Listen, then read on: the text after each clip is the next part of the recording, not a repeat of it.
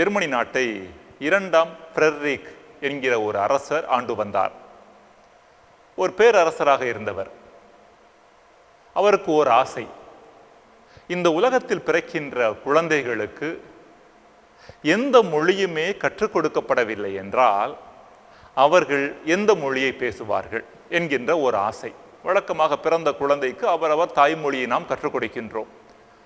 அந்தந்த தாய்மொழியில் அவர்கள் பேசுகின்றார்கள்.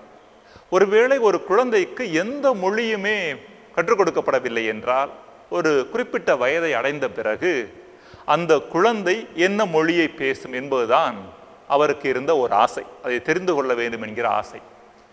எனவே என்ன செய்தாராம், தனது தனது நோக்கத்தை தெரிந்து கொள்ள ஒரு அனாதை ஆசிரமத்தை தேர்ந்தெடுத்தாராம். மிகச்சிறிய குழந்தைகளாக அனாதைகளாக அந்த ஆசிரமத்தில் விடப்பட்டவர்கள். அங்கிருந்த செவிலியர்களுக்கும் அந்த குழந்தையை பராமரிப்பவர்களுக்கும் ஒரு ஆணையிட்டார், இந்த குழந்தைகள் 5 வயது அல்லது 6 வயது பேசுகின்ற அந்த ஒரு வயது வருகின்ற வரை நீங்கள் அவர்களோடு எந்த வார்த்தையும் பேசக்கூடாது, அவர்களோடு விளையாடக்கூட கூடாது. விளையாடினால் தவறுதலாக நீங்கள் பேசக்கூடிய மொழி வெளியே வந்துவிடும். அவர்களுக்கு தேவையான உணவு கொடுக்கப்பட வேண்டும், அவ்வளவுதான்.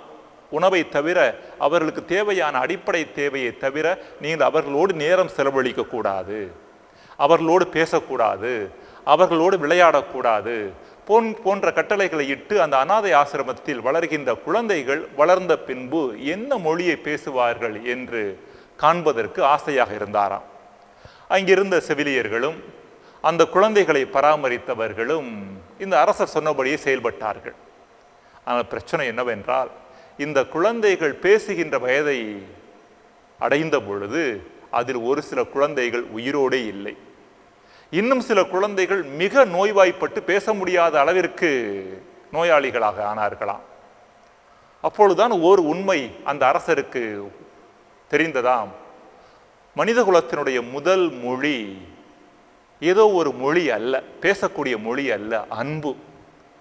இந்த அன்பு என்கின்ற மொழி கொடுக்கப்படாதன் காரணமாகத்தான், அதாவது அந்த குழந்தைகளை பார்த்து கொண்டவர்களும் அந்த குழந்தையை பராமரித்தவர்களும் செவிலியர்களும் அந்த குழந்தைகளோடு விளையாடாதன் காரணமாக, பேசாதன் காரணமாக, அன்பு கிடைக்காதன் காரணமாக அந்த குழந்தைகள் நோய்வாய்ப்பட்டவர்களாக, ஏன் சாகக்கூடிய அளவிற்கு கூட அவர்கள் ஒன்றுமில்லாமல் ஆனார்கள் என்கிற ஒரு வரலாற்று குறிப்பு நமக்கு காண கிடைக்கின்றது.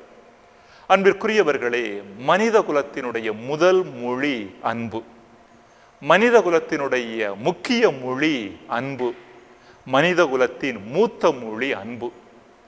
இந்த அன்பு என்ற ஒன்று மட்டும் இல்லை என்றால் மனித குலம் ஒன்றுமே இருக்க முடியாது. மனித குலம் மகிழ்ச்சியாக இருக்க முடியாது, நிறைவாக இருக்க முடியாது. உறவு என்பது மகிழ்விற்கான மிக அடிப்படை தேவையாக இருக்கின்றது. எல்லாம் உள்ள இறைவன், தந்தை, மகன், தூய ஆவியார் உங்களை ஆசீர்வதிப்பாராக. மரியே வாழ்க. இயேசுவுக்கு புகழ். இயேசுவுக்கு நன்றி.